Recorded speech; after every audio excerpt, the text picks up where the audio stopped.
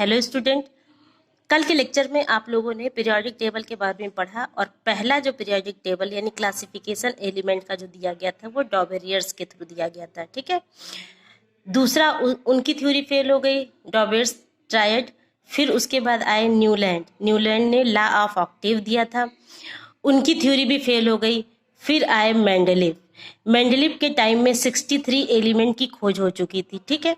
तो इन्होंने भी एक क्लासिफिकेशन किया और उन्होंने बताया कि जो अरेंजमेंट है एटम का, उनको एक उनके सिमिलर प्रॉपर्टी के अकॉर्डिंग उन्हें ग्रुप में रखा। ठीक है, सिस्टमेटिक ढंग से रखा according to their increasing atomic mass. जैसे जैसे एटॉमिक मास बढ़ते जा रहे थे, उनकी फिजिकल और प्रॉपर्टी को ध्यान में रखकर उन्होंने एक टेबल बनाया। इसी टेबल को कहा जाता है पीरियोडिक टेबल।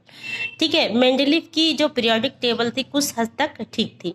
जैसे उन्होंने पीरियोडिक टेबल में hydrogen, lithium, sodium, potassium, rubidium, caesium इनको एक ग्रुप में रख दिया क्योंकि इनकी प्रॉपर्टी सेम थी। इसी तरह बेरिलियम, मैग्नीशियम, कार्बन, स्ट्रेंशियम, जैसे जैसे एटॉमिक मास बढ़ता जा रहा है वैसे वैसे इन्होंने ग्रुप जो है डिफाइन किया और अलग अलग ग्रुप में एलिमेंट्स को उनके प्रॉपर्टी के अकॉर्डिंग रखा।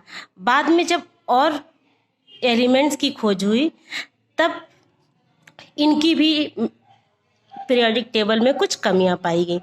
जैसे इन्होंने निकिल और कोबाल्ट, निकिल का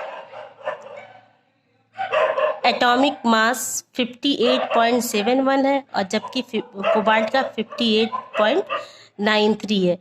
तो मेंडलीव के पीरियोडिक टेबल यानी मेंडलीव का जो ला था according to their atomic mass, उनके एटॉमिक मास के आधार पर निकिल को पहले रखना चाहिए था, कोबाल्ट को बाद में। लेकिन मेंडलीव की पीरियोडिक टेबल में कोबाल्ट को पहले स्थान पर रखा गया है, बाद में निकिल को रखा गया है। तो इनके भी पीरियोडिक टेबल में कुछ कुछ कमियां पाई गई। ठीक है।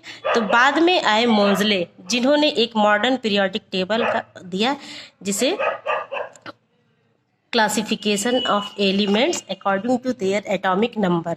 अब उन्होंने जो एटॉमिक नंबर के आधार पर एक पीरियोडिक टेबल दिया उसे कहा जाता है मॉडर्न पीरियोडिक टेबल।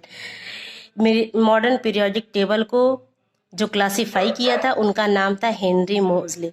इन्होंने एटॉमिक नंबर के अकॉर्डिंग एलिमेंट की सिमिलर प्रॉपर्टी के आधार पर ग्रुप बनाए थे। ठीक है। मतलब एक सिस्टमेटिक ढंग से एलिमेंट्स को रखा था और इस पीरियोडिक टेबल को नाम दिया गया मॉडर्न पीरियोडिक टेबल, जिसे आज भी हम इसे पढ़ते हैं। ठीक है। किताबों में मॉडर्न पीरियोडिक टेबल को ही पढ़ा जाता है। ये है मॉडर्न पीरियोडिक टेबल। जैसे लिथियम, सोडियम, पोटेशियम, जैसे जैसे एटॉमिक नंबर बढ़ रहा है वैसे वैसे इनको ग्रुप में रखा गया है। जैसे मेंडलीव की जो पीरियोडिक टेबल है उसमें कोबाल्ट पहले रखा गया था और निकिल बाद में रखा गया, जबकि निकिल का एटॉमिक नंबर जो है एटॉमिक मास कम था, कोबाल्ट से पहले रखा जाना चाहिए था।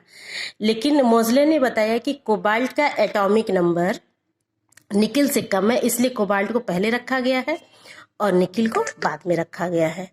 जैसे यहाँ पे देखिए, कोबाल्ट का एटॉमिक नंबर है 27, इसलिए कोबाल्ट पहले है, और निकिल का एटॉमिक नंबर है 28, इसलिए निकिल बाद में है।